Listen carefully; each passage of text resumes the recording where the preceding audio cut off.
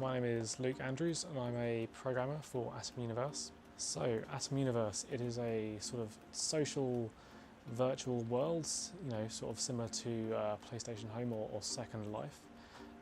Originally, the founders of our company made content for PlayStation Home, and when Sony unfortunately shut that down, they decided to take it upon themselves to try and develop something similar for the next generations of consoles. So therefore, Atom Universe was born. It's basically just an accumulation of all those sort of features and things that made the original world great. We're trying to build upon that and sort of bring it to the next generation of gamers. At the moment, it's cross-platform between both PlayStation and PC. There are plans in the future to get some sort of VR implementation in there. Very early builds of the game, we had VR functionality. Installing the plugin for Unreal was incredibly straightforward.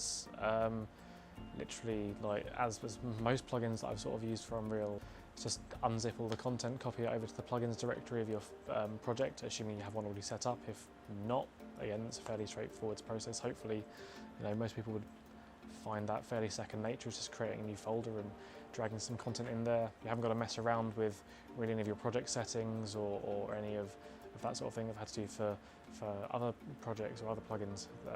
So yeah, it was incredibly easy and straightforward to get set up. As soon as it was all copied over, just open the engine straight away, browse to the plugins manager. It had already been enabled as soon as it was in there, so I didn't even have to turn that on. It was incredibly easy to use, and then yeah, it's just a nice new handy button, smack bang in the middle of that toolbar, which is, it's kind of right in your face, so it's pretty difficult to miss. Yeah, and then from that point onwards, it was just incredibly self-explanatory. I mean, when I first used it, I had no real idea of what to expect or how to use this tool.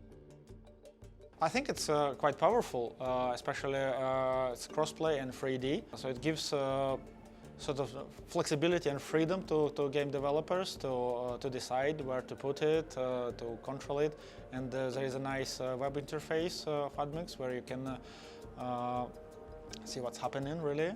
I think it's quite promising for game developers, especially for small indie ones, just to get some exposure, I suppose, and some other sources of revenue. It would just be nice to see some, just more documentation and things like that going forward, just to see, perhaps some examples or some how-to videos on just exactly, the best kind of scenarios to get all this set up in, or just suggestions of the guys that actually made this on how it could be implemented.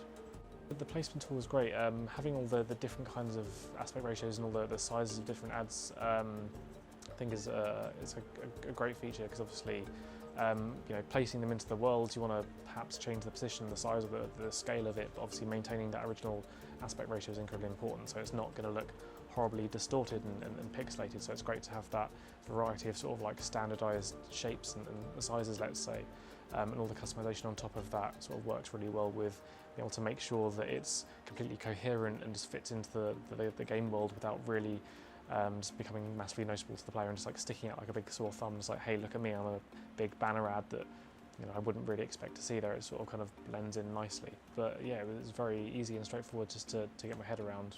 Just press a few buttons, play around with it, and bam, just got ads straight in the game live. It's great.